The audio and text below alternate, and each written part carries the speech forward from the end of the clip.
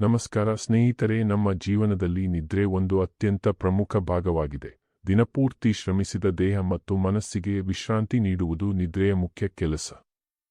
ಆದರೆ ನಾವು ಹೇಗೆ ಮಲಗುತ್ತೇವೆ, ಯಾವ ದಿಕ್ಕಿಗೆ ತಲೆ ಇಟ್ಟು ಮಲಗುತ್ತೇವೆ ಎಂಬುದು ನಮ್ಮ ಆರೋಗ್ಯದ ಮೇಲೆ ಪ್ರಭಾವ ಬೀರುತ್ತದೆ ಎಂಬುದನ್ನು ಹಲವರು ಗಮನಿಸುವುದಿಲ್ಲ. ರಾತ್ರಿ ಈ ದಿಕ್ಕಿಗೆ ತಲೆ ಇಟ್ಟು ಮಲಗಿದರೆ ಏನಾಗುತ್ತದೆ? 99% ಜನರಿಗೆ ಗೊತ್ತಿಲ್ಲ ಎಂಬ ವಿಷಯ ನಿಜವಾಗಿಯೂ ಕುತೂಹಲಕಾರಿಯಾಗಿದೆ ಮತ್ತು ಇದಕ್ಕೆ ಸಂಬಂಧಿಸಿದಂತೆ ಪುರಾತನ ಶಾಸ್ತ್ರಗಳು, ವಿಜ್ಞಾನ ಹಾಗೂ ಅನುಭವಗಳಲ್ಲೂ ಹಲವಾರು ಮಾಹಿತಿಗಳು ದೊರೆಯುತ್ತವೆ.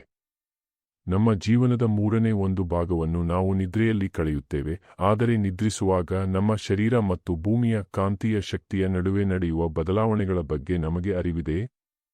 ಹಿಂದೂ ಧರ್ಮದ ವಾಸ್ತುಶಾಸ್ತ್ರ ಮತ್ತು ಆಧುನಿಕ ವಿಜ್ಞಾನ ಎರಡೂ ನಾವು ಮಲಗುವ ದಿಕ್ಕಿಗೆ ಅಪಾರ ಪ್ರಾಮುಖ್ಯತೆ ನೀಡಿವೆ. ತಪ್ಪು ದಿಕ್ಕಿಗೆ ತಲೆ ಇಟ್ಟು ಮಲಗುವುದು ಕೇವಲ ಕೆಟ್ಟ ಕನಸುಗಳನ್ನಷ್ಟೇ ಅಲ್ಲ, ದೀರ್ಘಕಾಲದ ಆರೋಗ್ಯ ಸಮಸ್ಯೆಗಳನ್ನು ತಂದೊಡ್ಡಬಹುದು. ಭಾರತೀಯ ಸಂಪ್ರದಾಯದಲ್ಲಿ ದಿಕ್ಕುಗಳಿಗೆ ವಿಶೇಷ ಮಹತ್ವ ನೀಡಲಾಗಿದೆ. ವಾಸ್ತುಶಾಸ್ತ್ರದ ಪ್ರಕಾರ ನಾವು ಮಲಗುವಾಗ ನಮ್ಮ ತಲೆಯ ದಿಕ್ಕು ಮತ್ತು ಕಾಲುಗಳ ದಿಕ್ಕು ನಮ್ಮ ದೇಹದ ಶಕ್ತಿ, ಮನಸ್ಸಿನ ಶಾಂತಿ ಹಾಗೂ ಜೀವನದ ಯಶಸ್ಸಿನ ಮೇಲೆ ಪರಿಣಾಮ ಬೀರುತ್ತವೆ ಎಂದು ನಂಬಲಾಗಿದೆ. ಇದು ಕೇವಲ ನಂಬಿಕೆ ಮಾತ್ರವಲ್ಲ, ಕೆಲವೊಂದು ಅಂಶಗಳಲ್ಲಿ ವೈಜ್ಞಾನಿಕ ಕಾರಣಗಳು ಸಹ ಇವೆ. ಮೊದಲಿಗೆ ಉತ್ತರ ದಿಕ್ಕಿಗೆ ತಲೆ ಇಟ್ಟು ಮಲಗುವುದರ ಬಗ್ಗೆ ಮಾತನಾಡೋಣ. ವಾಸ್ತುಶಾಸ್ತ್ರದ ಪ್ರಕಾರ ಉತ್ತರ ದಿಕ್ಕಿಗೆ ತಲೆ ಇಟ್ಟು ಮಲಗುವುದು ಉತ್ತಮವಲ್ಲ ಎಂದು ಹೇಳಲಾಗುತ್ತದೆ. ಇದಕ್ಕೆ ಕಾರಣವೆಂದರೆ ಭೂಮಿಯ ಚುಂಬಕೀಯ ಕ್ಷೇತ್ರ. ಭೂಮಿಯ ಉತ್ತರ ಧ್ರುವ ಮತ್ತು ದಕ್ಷಿಣ ಧ್ರುವಗಳ ನಡುವೆ ಚುಂಬಕೀಯ ಶಕ್ತಿ ಹರಿದಾಡುತ್ತದೆ. ನಮ್ಮ ದೇಹದಲ್ಲೂ ಲೋಹದ ಅಂಶಗಳು, ವಿಶೇಷವಾಗಿ ರಕ್ತದಲ್ಲಿನ ಹಿಮೋಗ್ಲೋಬಿನ್ ಇದೆ. ನಾವು ಉತ್ತರ ದಿಕ್ಕಿಗೆ ತಲೆ ಇಟ್ಟು ಮಲಗಿದರೆ ಈ ಚುಂಬಕೀಯ ಶಕ್ತಿ ನಮ್ಮ ದೇಹದ ರಕ್ತ ಪ್ರವಾಹವನ್ನು ಅಸ್ತವ್ಯಸ್ತಗೊಳಿಸಬಹುದು ಎಂದು ಕೆಲವರು ಹೇಳುತ್ತಾರೆ.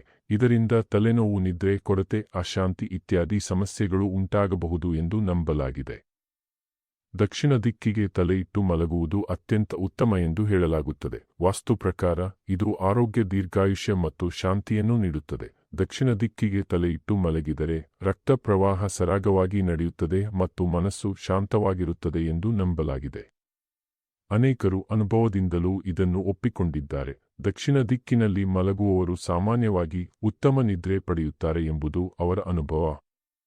ಪೂರ್ವ ದಿಕ್ಕಿಗೆ ತಲೆ ಇಟ್ಟು ಮಲಗುವುದು ಸಹ ಒಳ್ಳೆಯದು ಎಂದು ಹೇಳಲಾಗುತ್ತದೆ. ವಿಶೇಷವಾಗಿ ವಿದ್ಯಾರ್ಥಿಗಳು, ಉದ್ಯೋಗಿಗಳು ಮತ್ತು ಬುದ್ಧಿವಂತಿಕೆಯ ಕೆಲಸ ಮಾಡುವವರು ಪೂರ್ವ ದಿಕ್ಕಿಗೆ ತಲೆ ಇಟ್ಟು ಮಲಗಿದರೆ ಹೆಚ್ಚು ಲಾಭವಾಗುತ್ತದೆ ಎಂದು ನಂಬಲಾಗಿದೆ.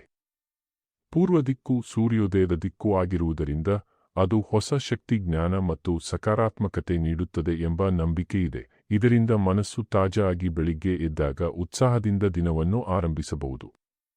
ಪಶ್ಚಿಮ ದಿಕ್ಕಿಗೆ ತಲೆ ಇಟ್ಟು ಮಲಗುವುದರ ಬಗ್ಗೆ ವಿಭಿನ್ನ ಅಭಿಪ್ರಾಯಗಳಿವೆ. ಕೆಲವರು ಇದನ್ನು ಸರಿಯೇ ಎಂದು ಹೇಳಿದರೆ, ಇನ್ನು ಕೆಲವರು ಇದರಿಂದ ಮಾನಸಿಕ ಒತ್ತಡ ಮತ್ತು ಅಶಾಂತಿ ಹೆಚ್ಚಾಗಬಹುದು ಎಂದು ಹೇಳುತ್ತಾರೆ. ಆದರೆ ಇದು ಸಂಪೂರ್ಣವಾಗಿ ಕೆಟ್ಟದು ಎಂದು ಹೇಳಲು ಸಾಧ್ಯವಿಲ್ಲ. ಕೆಲವು ಸಂದರ್ಭಗಳಲ್ಲಿ ಪಶ್ಚಿಮ ದಿಕ್ಕು ಸಹ ಸರಿಯಾಗಿರಬಹುದು. ಇದಲ್ಲದೆ ನಮ್ಮ ಪೂರ್ವಜರು ದಿಕ್ಕುಗಳ ಬಗ್ಗೆ ಹೇಳಿದ ವಿಷಯಗಳು ಕೇವಲ ನಂಬಿಕೆಗಳಲ್ಲ, ಇವುಗಳಲ್ಲಿ ಜೀವನ ಶೈಲಿ ಮತ್ತು ಪ್ರಕೃತಿಯೊಂದಿಗೆ ಹೊಂದಾಣಿಕೆ ಇದೆ. ಉದಾಹರಣೆಗೆ, ಸೂರ್ಯೋದಯ ಮತ್ತು ಸೂರ್ಯಾಸ್ತವು ನಮ್ಮ ದೇಹದ ಜೈವಿಕ ಗಡಿಯಾರದ ಮೇಲೆ ಪರಿಣಾಮ ಬೀರುತ್ತವೆ. ನಾವು ಪ್ರಕೃತಿಯ ಚಕ್ರಕ್ಕೆ ಹೊಂದಿಕೊಂಡು ಬದುಕಿದರೆ ನಮ್ಮ ಆರೋಗ್ಯ ಉತ್ತಮವಾಗಿರುತ್ತದೆ.